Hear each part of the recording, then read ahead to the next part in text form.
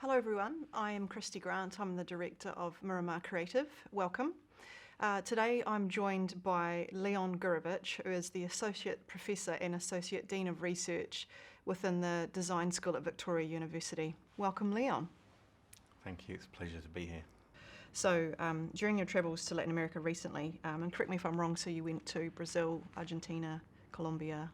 It was so breakneck Yeah, speed that right. I'm trying to remember. Yeah. Argentina I visited separately. Yeah. Argentina I visited at a separate point. So it was Brazil, Colombia. I remember at the time you were there and I was in Mexico, so Yes. yeah, so between us we covered it off. Yes, that's right. So my question around that was, what struck you the most about from an academic point of view in terms of the universities and facilities that you visited, in terms of their focus on creative education? What sort of stood out for you within the Latin American region? So what stood out for me about Latin American university sector, there was a number of things actually. Firstly, there's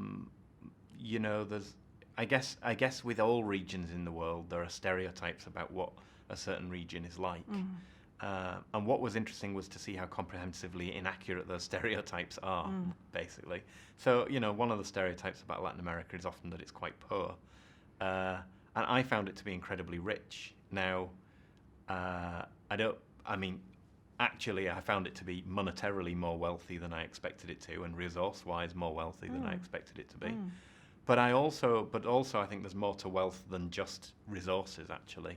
And what I did realise, travelling around many universities across Latin America in that period, was just how vibrant the intellectual and academic and creative culture of the whole of Latin America is. And the thing I really found interesting, Colombia was the really interesting one for me. I mean, Brazil is huge, and everyone knows that Brazil's got a very vibrant creative economy, and it's got a very vibrant culture.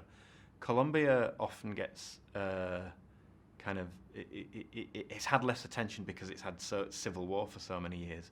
What was interesting was going there, was seeing just the degree of enthusiasm and excitement amongst young people and amongst university lecturers and institutionally. What was interesting was seeing how hungry they were and keen they were and excited they were about embracing the outside world and working with the outside world and building relationships and contacts. So I was left, from my visit of all of the countries I visited, I was left with a real sense that, one of the things I do is I supervise a lot of PhD students. Right. And I was left with the sense that I would absolutely be comfortable about and quite enthusiastic about encouraging my PhD students to spend time, 6 months or a year, over there as part of their research, and that they could do that.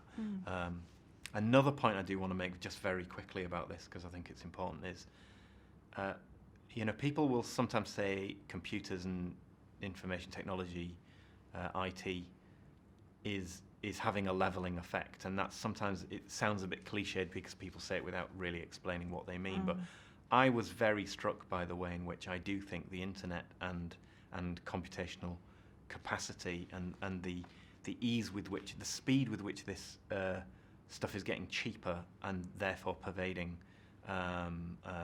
Latin American society, I think it is having an incredibly rapid leveling effect in terms of it's allowing Latin America to catch up quite quickly in places. So you could go to places that might have been considered cut off or slightly remote. Right. And suddenly you could find that actually they were not cut off anymore. Right. Yeah. And it reminds me of New Zealand, actually. I think New Zealand's gone through a similar process in that same way, in the last 20 years. Okay. I'll talk to you a little bit more. We'll go back to in terms of your research. So in reference to your research and your work around the digital workshops of the world and the future of the workforce within the creative sector in particular, what opportunities and challenges do you see the Latin American region having when connecting and collaborating internationally, and specifically with New Zealand? I'd say the number one challenge actually is often a language one, which is just if you're not if you don't speak English, or if you're not predominantly English speaking, then that can be a barrier. It's a very obvious barrier. Now, a lot of people in Latin America that are going through higher education often aren't going to have that problem, but in some ways it is an unfair barrier in the sense that we sometimes don't realise how fortunate we are that half the world speaks English for various historical reasons. And in the modelling of migration patterns of creative industry workers over the last 5 to 10 years I've been doing it, and the modelling I've got goes back about 30 years, it is quite interesting to see. You can see the movements of people are often through Europe and America, New Zealand and Australia. That's where the majority of the travel is often happening. And there are some from Latin America, but not as many. And I think so. That's one challenge. I think another challenge is simple economics, which is it can be harder or more expensive for people in Latin America to travel. Actually, what I would say is it's not about the difficulty of the cost. It's about your networks. So one of the interesting things about New Zealand, I think, is incredibly. It's doing incredibly well economically, because New Zealand has a set of long-standing historical networks of travel between both Britain and Europe and America. So New Zealand sits at a crossroads, and increasingly it's been engaging with Asia over the last 30 years as well. So New Zealand has historical networks. So the travel is often just where the historical institutional connections are. Right. And Latin America's still building those. But I think that's also an opportunity. I think that's also a very positive opportunity, which is that it's much, much easier, I found, to engage with Latin American institutions, precisely because they're very enthusiastic about engaging. Makes it a lot easier, doesn't it? Yeah. Yeah.